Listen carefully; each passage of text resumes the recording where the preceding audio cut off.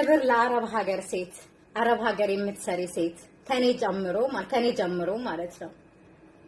ማንም ሰው ምንም ይበል ወደ ኋላ እንዳትይ። አንዳንድ ሰው ምናልባት ያወቀ መስሎ አንቺ ገረ ድሮስ የአረብ ሀገር የሚል ሰው አይጠፋም አለ። በእርግጠኝነት እኔም ተብያለሁ።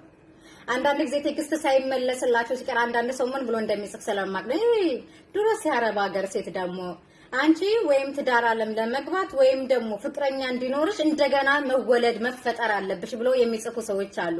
ስብዕናችንን ዝቅ አድርገው የሚመለከቱ ግን እኔ እንደዛ ቢሉ ምን ያሰማቸው?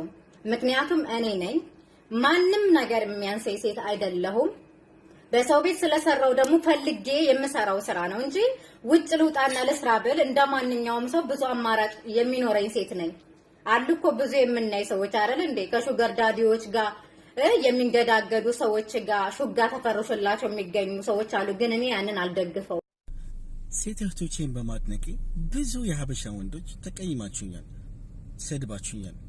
በጣም ያዘንኩት ግን የገረመኝ ነገር እህቶቻችንን ሴቶቻችንን ሳደንቅ ያንተን እናት ያንተን እህት የወደፊት ሴት ልጅህን እያደነኩ እንደሆነ ያለማገናዘብ በጣም ነው ያሳዘነኝ።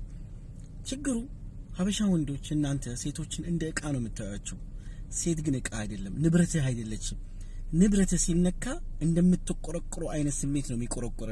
እኔ ሴትን ሳደንቅ ኖ እንደዛ አይደለም። ሴት ንግስት ናት አልኩ እኮ፣ ወርቅ ናት አልኩ እኮ፣ አልማዝ ናት አልኩ እኮ። ለዛውም የተቀበረች ምናምን ሳይሆን የነጠረች ዋጋዋ ከፍ ያለ የምትታይ ማንም ሊገዛት በማይችል እጅግ በላቀ ውድ ዋጋ ነች ሴት ልጅ አልኩ።